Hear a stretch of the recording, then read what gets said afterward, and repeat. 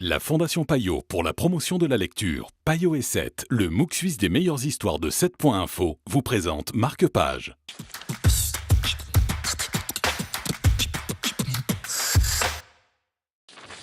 Bonjour et bienvenue dans Marque-Page. Bonjour Reda. Bonjour Stéphane. On va parler du livre de Prune-Antoine aujourd'hui, L'heure d'été qui démarre à Kiev en 2014 pendant la révolution ukrainienne. Oui, durant la révolution Maïdan, donc, où les deux protagonistes du livre se rencontrent, Mire et Violette.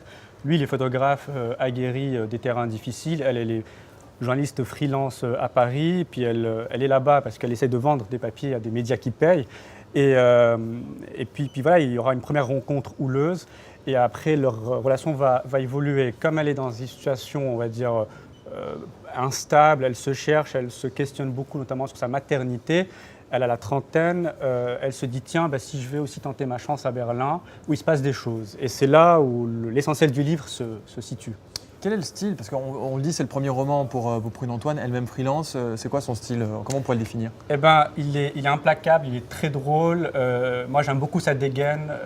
C'est très actuel, c'est-à-dire, elle parle des applications pour smartphone, des réseaux sociaux, des hashtags.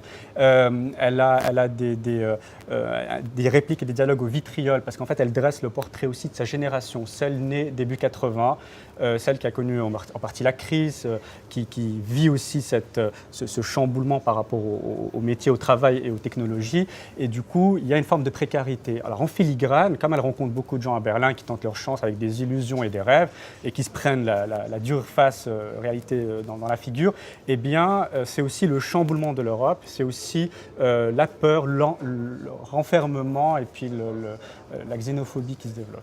Merci beaucoup Reda d'avoir été avec nous, de nous avoir dit un mot sur ce premier roman de Prune-Antoine. L'heure d'été, ça se passe donc en Ukraine. Merci à vous de nous avoir suivis et je vous dis à très bientôt.